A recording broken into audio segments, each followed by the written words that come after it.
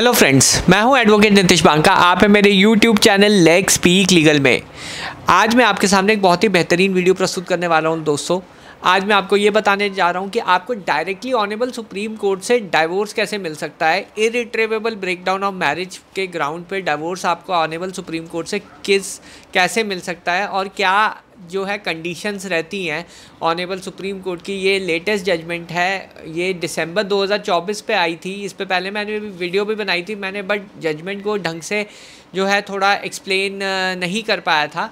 पर आज मैं जो है इस जजमेंट को बहुत ही डिटेल में आपको एक्सप्लेन करूँगा कि कैसे जो है ऑनेबल सुप्रीम कोर्ट डायरेक्टली आपकी पिटीशन ले सकता है और सीधा आपको डिवोर्स ग्रांट कर देता है। देखिए, जनरली डाइवोर्स केसेस जब भी फाइल होते हैं या मैट्रिमोनियल केसेस जितने भी फाइल होते हैं उसमें एक ही जो है ऑब्जेक्टिव रहता है वाइफ साइड का, वो होता है आपसे एलिमनी या मेंटेनेंस लेना। अब ये अगर बात जब पैसे पे ही आती है तो सालों साल अगर आप केस लड़ेंगे 8 साल 9 साल 10 साल तो उसमें आपका टाइम तो जाएगा ही जाएगा और रिज़ल्ट्स जो है शायद कुछ भी ना मिले इतने सालों की लिटिगेशन में। उल्टा जो प्रॉब्लम होगी कि आपके जो है जो आप लाइफ में आगे बढ़ना चाहते हैं, लाइफ में आगे आप प्रोग्रेस करना चाहते हैं, वो चीज़ें रुक जाती हैं, वो और चीज़ें अटक जाती हैं एंड आप जो है एक तरीके से अटका हुआ महसूस करते हैं जब ऐसे केसेस आपके ऊपर डाले जाते हैं। देखिए, आप जानिए कि ये केसेस आपके ऊपर सिर्फ पैसे एक्सटॉर्ट करने के लिए ही डाले जाते हैं और कोई ऑब्जेक्टिव नहीं रहता है इन केसेस का। अगर इन केसेस में पैसा ना हो तो ये केसेस तो तुरंत ही सेटल हो जाएंगे, क्योंकि कोई भी कोर्ट में हैरेसमेंट नहीं फेस करना चाहता, क्योंकि वाइफ साइड को पता है उसे एलिमनी मिलेगी, मेंटेनेंस मिलेगी, पैसा मिलेगा आपसे, तभी वो ये केसेस जो है आपके अगेंस्ट परस्यू कर रही है, क्योंकि वहाँ पे एक रिवॉर्ड है, एक इंसेंटिव है ये केस फाइट करने का, एक पर्पस है कि ये क्यों वाइफ साइड फाइट करती है बहुत सारे न्यूमरस केसेस आपके ऊपर, और एक तरीके से पूरा का पूरा आपको जो है फाइनेंशियली वीक करना, ये ऑब्जेक्टिव रहता है वाइफ साइड का। तो यही ऑब्जेक्टिव से जो है मामले ऑनेबल सुप्रीम कोर्ट तक भी पहुंच जाते हैं और ऑनेबल सुप्रीम कोर्ट का ही ले सकता है ये फैसला इरिट्रेवेबल ब्रेकडाउन ऑफ मैरिज पे डाइवोर्स का, और कोई कोर्ट के पास पावर नहीं है। और ये किन केसेस में यूज़ हो सकती है अभी डिस्कस करते हैं। ये पूरा का पूरा जजमेंट देखिएगा। अगर आपको ये आर्टिकल पढ़ना है तो डिस्क्रिप्शन बॉक्स में इसका लिंक है, और अगर मुझसे कनेक्ट होना है उसकी भी डिटेल्स मैंने दी हुई हैं। तो दोस्तों, ये जजमेंट है एक रिंकू बेहेती वर्सेस संदेश शारदा की जजमेंट है। अब मैं सीधा जो है इस पे आ जाता हूँ कि इसमें जो है आर्टिकल 142 यूज़ करके कोर्ट ने ये देखना था कि डिक्री ऑफ डिवोर्स पास हो सकती है इरिट्रेवेबल ब्रेकडाउन ऑफ मैरिज पे या नहीं। ये मेन क्वेश्चन था इस केस में। ये बेसिकली एक ट्रांसफ़र पिटीशन थी जिसमें ट्रांसफ़र पिटीशन वाइफ जो है ट्रांसफ़र मांग रही थी। उसमें हस्बैंड ने जो है 142 की एक एप्लीकेशन डाल दी थी कि मुझे जो है डाइवोर्स दे दीजिए इरिट्रेवेबल ब्रेकडाउन ऑफ मैरिज पे। अब इसमें जो शादी हुई थी वो 2021 में हुई थी और कुछ ही महीने दोनों पार्टीज साथ रही थी। दोनों पार्टीज़ की सेकेंड मैरिज थी। ये फैक्ट्स है सारे, इस पे मैं नहीं जाऊँगा, बहुत डिटेल में फैक्ट्स हैं, बट मैंने आपको समरी बता दी है। अब देखिए, इसमें बहुत सारी लिटिगेशन इन्वॉल्व थी। एफआईआर थी, आईटी एक्ट का केस था, फिर बहुत सारी मतलब chain of litigation basically involve थी इन पूरे केस में। कोर्ट ने मेंशन किया हुआ है क्या क्या लिटिगेशन इन्वॉल्व थी। उसके बाद इसमें जो प्रेयर है वो ये था कि 142 में जी मेरे को डिवोर्स दे दिया जाए इरिट्रेवेबल ब्रेकडाउन ऑफ मैरिज पे। ये प्रेयर थी ओवरऑल। नीचे चलते हैं। बाकी फिर इसमें जो कोर्ट है उसने सीधा कहा only for limited purpose for determining quantum of alimony और maintenance as well as rights of petitioner wife would entitle to in event of application filed by respondent husband for divorce, the main transfer petition is to be allowed. The transferee court at Pune was directed to consider respective parties record evidence if any and submit a report कि फिर हम consider करेंगे 142(1) पे। अब देखिए दोस्तों, divorce case जो है वो ट्रांसफ़र हुआ था। डाइवोर्स केस जब ट्रांसफ़र हुआ तो पुणे कोर्ट को ये डायरेक्शन दे दी कि आप सिर्फ जो है एलिमिनी का अमाउंट कितना देना है हस्बैंड ने वाइफ को, वो उस पे आप जो है हमें एक रिपोर्ट ला के दीजिए। कोर्ट जो है एविडेंस रिकॉर्ड करने की पावर जो है फैमिली कोर्ट को दे दी, और उसके बाद जो है फैमिली कोर्ट ने कुछ रिपोर्ट जो है सबमिट कर दी ऑनरेबल सुप्रीम कोर्ट में। आगे बढ़ते हैं। अब इन्होंने कहा कि जी जो एलिमिनी है वो एसेट्स जो है एसेट लाइबिलिटी के हिसाब से होगी, बट वाइफ की डिमांड देखिए यहाँ पे दोस्तों, आप दंग रह जाएंगे।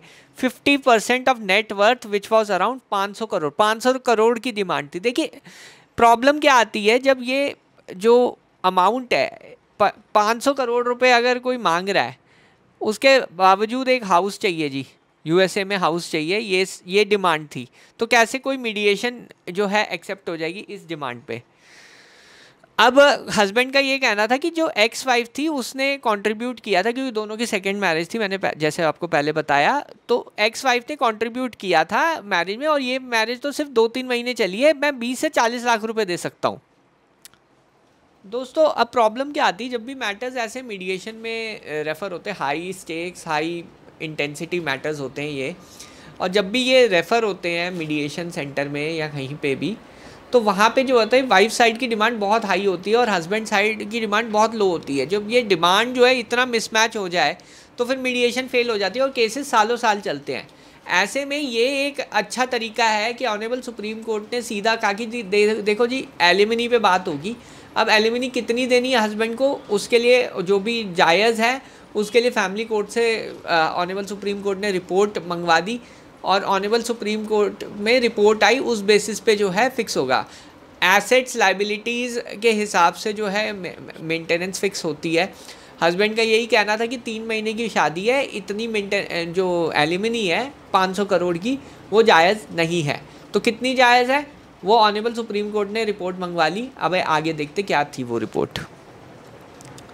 अब देखिए जो रिपोर्ट आई, उन्होंने कहा कि परमानेंट एलिमिनी ऑफ ₹2 लाख पर month was just and reasonable if lump sum amount to be granted 10 crore would be just and proper. अब देखिए ये जो केस है थोड़ा हाई प्रोफाइल केस था। हस्बैंड जो है एक तरीके से बहुत अच्छी एंटरप्रेन्योर था, उसकी जो है टर्नओवर था कंपनी का काफ़ी हाई था, तभी ये जो अमाउंट है ये काफ़ी हाई है एलिमिनी का। 10 करोड़ रुपीज़ जो है फैमिली कोर्ट ने सजेस्ट किया कि आप 10 करोड़ वन टाइम दे दो या 2 लाख पर मंथ। ये रिपोर्ट आई है। अब देखते हैं आगे क्या हुआ। कोर्ट ने ऑब्वियसली मीडिएशन में रेफ़र किया, मीडिएशन हुआ दोनों पार्टीज़ का, बट वो ऑब्वियसली फ़ेल हो गया जो मैंने आपको ऊपर रीज़न बताया। और फिर कोर्ट ने देखा और काउंसिल जो पटिशनर है उसने सबमिट किया कि LOC इशू हो गया जी, इतना सारा केसेस इन्होंने डाल दिए, कंप्लेंट्स डाल दी हमारे, 3 महीने की शादी है, ठीक है, एंड वो एजुकेटेड है, enough to maintain herself है, और जो फादर इन लॉ की जो प्रॉपर्टी है उस पे जो है उसने कब्ज़ा कर रखा है, और एक और कोई प्रॉपर्टी है वहाँ से रेंटल आ रहा है वाइफ का, तो कोर्ट को ये सबमिट किया गया। उसके बाद कोर्ट ने कुछ 142 के प्रोविजंस डिस्कस किए, और ये सारे डिस्कशन है 142 पे। तो कोर्ट की ये डिस्कशन है कि factually determined and firmly establish, मतलब फैक्चुअल्स हर केस में नहीं इरिट्रीवेबल लगेगा, फैक्चुअल सिचुएशन कोर्ट देखेगा। अटेम्प्ट्स कितने में किए गए सेटल करने के लिए इंटरवेंशन ऑफ कोर्ट मीडिएशन में, और पीरियड ऑफ सेपरेशन देखा जाएगा। Sufficiently long and anything above 6 years और more will be a relevant factor, मतलब 6 years और मोर का separation is a relevant factor. तो ये सारे जो है चीज़ें देखी कोर्ट ने, और 142 पे ये शिल्पा शैलेश का कॉन्स्टिट्यूशनल बेंच का जजमेंट है, उसको रेफ़र करके कोर्ट ने ये सब जो है पैरामीटर्स ये सब चीज़ें सेट की फैक्चुअल। उसके बाद आगे बढ़ते हैं, आगे हम बढ़ते हैं, बाकी वही डिस्कशन हो रही है कि क्या है आगे। अब हाँ यहाँ पे देखेंगे तो यहाँ पे जो है कि 20 से 40 लाख रुपए मैं दे सकता हूँ। जो फैमिली कोर्ट पुणे है उसने 2 लाख रुपए पर मंथ कह दिया, या फिर 10 करोड़ रुपए लमसम दे दो जी। और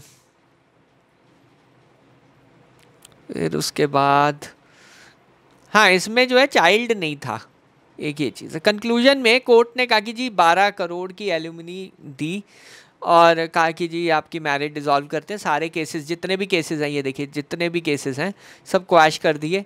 12 करोड़ की मेंटेनेंस बोल दी, 3 लाख रुपए लिटिगेशन एक्सपेंसेस बोल दिए और फ्लैट का बोल दिया कि आप खाली करो फ्लैट, फादर इन लॉ की प्रॉपर्टी खाली करो, 2 महीने का उसमें टाइम दे दिया कोर्ट ने। तो ये डिसीजन था ऑनरेबल सुप्रीम कोर्ट का इस पे। अब दोस्तों जब मैं ये डिसीजन की बात करता हूँ, ये हर केस में ज़रूरी नहीं है ट्रिगर हो, हर केस में आपका हो। आपके अगर फैक्ट्स ऑनरेबल सुप्रीम कोर्ट को लगते हैं इरिट्रेवेबल ब्रेकडाउन के लिए, तो ये डिस्क्रिशनरी पावर यूज़ हो सकती है। और दूसरी सबसे बड़ी चीज़ है कि आपका कोई ना कोई केस ऑनरेबल सुप्रीम कोर्ट तक पहुँचना चाहिए। ये एक बहुत इंपॉर्टेंट स्टेप है, ये होना चाहिए। और मतलब ये 2 चीज़ें आपकी होनी चाहिए जब आप इरिट्रेवेबल ब्रेकडाउन के लिए जा रहे हैं। सारे केसेस में नहीं होता, जहाँ पे बहुत लंबी लिटिगेशन चल गई है वहाँ पे एक जैसे 6 इयर्स का टाइम कोर्ट ने कहा कि 6 इयर्स से ऊपर का टाइम जो है वो रेलेवेंट फैक्टर बन जाता है। कम में भी कोर्ट अलाउ कर सकता है, बट अगेन ये कोर्ट की डिस्क्रिशन है जी, ये हर केस में नहीं कोर्ट कंसिडर करता। आप एप्लीकेशन लगाइए, ट्राई करिए कि कोर्ट इसमें कंसिडर कर ले, क्योंकि सिर्फ एल्यूमिनी का अगर जहाँ पे क्वेश्चन है वहाँ पे कोर्ट इंडल्ज करेगा। और वहाँ पे जो है जैसे यहाँ पे रिपोर्ट मंगाई है, एविडेंस लिया है हस्बैंड का, उसके बाद ही कोर्ट ने डिसाइड किया। बाकी इसका डिटेल्ड आर्टिकल आप डिस्क्रिप्शन बॉक्स में पढ़ सकते हैं। आपको आगे फ्यूचर में जानकारियाँ चाहिए तो मेरा व्हाट्सएप ग्रुप भी ज्वाइन कर सकते हैं। बहरहाल वीडियो देखने के लिए बहुत बहुत धन्यवाद। Thank you very much.